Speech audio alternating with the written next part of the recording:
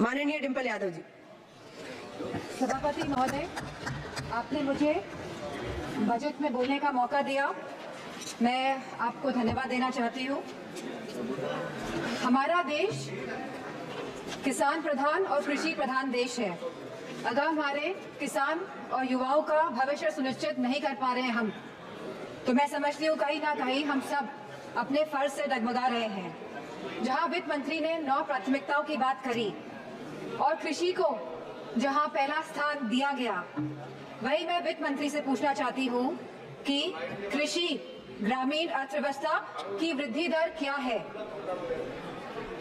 जहाँ यह कहा गया था कि 2024 तक आप किसान की आय दुगनी कर देंगे, 22 तक किसान की आय दुगनी कर देंगे, और जहां एमएसपी का वादा किया गया था, तो मैं पूछना चाहूंगी कृषि मंत्री से कि आज एग्रीकल्चरल इंफ्रास्ट्रक्चर में कितना बजट या सरकार द्वारा दिया जा रहा है। यूपी को इस बजट के तहत क्या मिला है।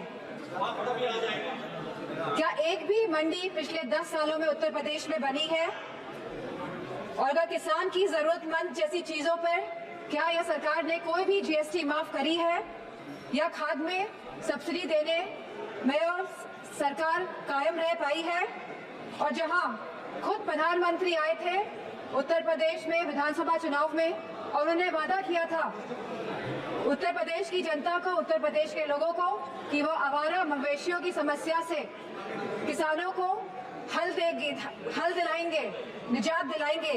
तो क्या इस आवारा पशुओं की जो समस्या है, जिसकी वजह से आज हमारा देश चौकीदार बन गया है, रात भर सो नहीं पा रहा है, तो क्या कोई प्रावधान बजट में रखा गया है इस समस्या को लेके। इसी के साथ जब किसान आंदोलन में लगभग 700 किसानों ने अपनी जान गंवाई, जहां उत्तर प्रदेश में भी लखीमपुर खीरी में जहां किसानों को रौंदा गया मंत्री जी के बेटों द्वारा, हम पूछना चाहते हैं इस सरकार से कि जहां जो 2014 से 22 तक लगभग 1 लाख किसानों ने आत्महत्या की है, तो हम वित्त मंत्री से पूछना चाहते हैं कि प्रधानमंत्री फसल बीमा योजना के तहत कुल किसान लाभ कितना मिला है, और कहीं इसमें गिरावट आई है तो कितनी गिरावट आई है। यह सरकार लगातार 1 दशक से किसानों की अवहेलना कर रही है। गांव की अर्थव्यवस्था पूरी तरह चरमरा गई है, और इसकी एक बड़ी वजह महंगाई है। और जहां मनरेगा में इस सरकार ने 89,000 करोड़ का बजट दिया है, तो हमारी मांग है कि कम से कम 100 दिन की वेजेस मनरेगा के तहत लोगों को सुनिश्चित करी जाए, और लगभग 20% मनरेगा का बजट बढ़ाया जाए। इसी के साथ शिक्षा बजट में भी लगातार हमारा घट रहा है, जहां यह केवल आज 2.5% है of the total budget spending allocation, और जहां यूनेस्को ने बेंचमार्क दिया है कि लगभग यह 4 से 6% तक होना चाहिए, वही यूजीसी के फंड्स लगातार घटाए जा रहे हैं, और इसको लगभग इस बार 7 से 61% घटा दिया गया है। जहां हम बात करते हैं सस्ती और अच्छी शिक्षा की, वही यह सरकार लगातार शिक्षा बजट जो कम कर रही है, तो मैं समझती हूँ इनकी नीयत कहीं साफ नहीं है, मंशा कहीं सही नहीं है हमारे देश के युवाओं के और स्टूडेंट्स के प्रति। वहीं आज हमारे देश का युवा निराश है, जहां निराशा संभव को भी असंभव बना देती है। तो मैं समझती हूँ जो वादे किए गए थे, जो रोजगार को लेके, सरकार पूरी तरह इसमें विफल रही है, और लगातार बेरोजगारी दर बढ़ रहा है। जहां आज ये बेरोजगारी दर 9.2% है, और जहां महिलाओं का बेरोजगारी दर 18.5% है, तो मैं समझती हूँ लगातार युवाओं का मनोबल गिराने का काम इस सरकार ने किया है। और अग्निवीर जैसी योजना लाके इस सरकार ने नौजवानों का, युवाओं का, इस देश की प्रतिष्ठा का, सम्मान गिराने का काम किया है। जो सरकार सोशल जस्टिस की बात करती है, लेकिन आज भी यह सरकार जातिगत जनगणना से अपना मुंह मोड़ रही है, जहां अनुसूचित जाति जनजाति पर होने वाले अपराध लगातार बढ़ रहे हैं, और उत्तर प्रदेश में यह अपराध नंबर 1 पे है। और साथ ही महिलाओं के साथ जघन्य अपराध लगातार बढ़ रहे हैं। उत्तर प्रदेश आज इसमें भी टॉप लिस्ट पर है। तो मैं पूछना चाहती हूँ कि महिलाओं को सुरक्षा को लेकर यह सरकार क्या कर रही है। और जहां उत्तर प्रदेश में समाजवादी पार्टी की सरकार ने 1090 जैसी सेवाएं चलाकर हमने अपनी माताओं, बहनों, बेटियों को सम्मान दिलाने का, उनका हक दिलाने का काम किया था, तो इस बजट में क्या प्रावधान रखा गया है महिलाओं की सुरक्षा को लेकर। वहीं आज अगर स्वास्थ्य की बात करें तो लगभग 1.9% ऑफ जीडीपी आज का खर्चा ये बजट दे रही है स्वास्थ्य के लिए। स्पीकर महोदय, there is no focus agenda for the healthcare of the country. Irrespective of the fact, we are speaking about India being the first largest economy and moving towards the third largest economy. And if we see the fast growing population of the country, so 1.9% of the budget is very less for the health services of the country. Sir, decision to exempt 3 cancer drugs is a welcome move by the finance minister, but it is a very small step in the right direction.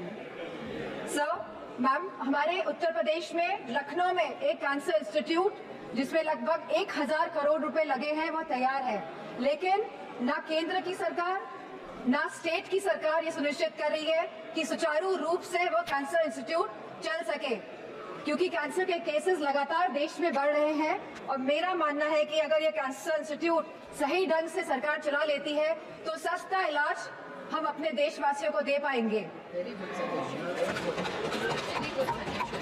Ma'am, there is a massive gap between the demand and supply in the healthcare center, in the healthcare infrastructure. The doctors, the nurses, the technicians, इन सब की बहुत भारी कमी है। और जो बड़े बड़े वादे कर रहे हैं और जो बड़ी बड़ी बातें कर रहे हैं कि हमने बहुत बड़े बड़े एम्स बना लिए हैं, मेडिकल कॉलेजेस बना लिए हैं, लेकिन 100% तरीके से कोई भी मेडिकल कॉलेज या एम्स सुचारू रूप से प्रदेश में नहीं चल पा रहे हैं, क्योंकि भारी डॉक्टर्स की कमी है, नर्सेस की कमी है, टेक्नीशियंस की कमी है। इसी के साथ जो टीचिंग फैकल्टी में भी भारी टीचर्स की कमी है। सर, जो सरकार कुपोषण के बारे में बात कर रही थी, जो भारत को अनीमिया मुक्त बनाने के बारे में बात कर रही थी, तो मैं उनसे कहना चाहूंगी कि आप सभी अपने वादों में विफल हुए हैं। आपने जो वादे करे थे लोगों को, आपने सारे वादे जनता के साथ वो वादों को तोड़ने का काम किया है। सर, जहां आप जीडीपी की बात करते हैं, जहां आप थर्ड इकोनॉमी की बात करते हैं कि हमारा देश तीसरी बड़ी इकोनॉमी बनने जा रहा है, लेकिन वही हमें बात करनी है पर कैपिटा इनकम की, स्टैंडर्ड ऑफ लिविंग की बात करनी है, हमको महंगाई बांधने की बात करनी है, हमको इलाज मुफ्त और सस्ता दिलाने की बात करनी है। और जो कैपिटल एक्सपेंडिचर की आप बात कर रहे हैं, तो मैं समझती हूँ इसमें भी समय सीमा तय होनी चाहिए कि इंफ्रास्ट्रक्चर के जो भी प्रोजेक्ट्स बन रहे हैं उनकी समय सीमा निर्धारित हो, क्योंकि ये टैक्स का मनी है, ये जनता का पैसा है। धन्यवाद माननीय सदस्य। Ma'am, 2 minutes I will take ma'am. यह जनता का पैसा है और इसे सही ढंग से इस्तेमाल करने के लिए हम सब प्रतिबद्ध हैं। मैम, इसी के साथ मैं कहना चाहूंगी कि reformative and revolutionary changes can come in the country even after 11 years, but the dedication and concentration is required from the government. Nothing can alter the past, but responsible behavior by the government. And I'm not playing a blame game here.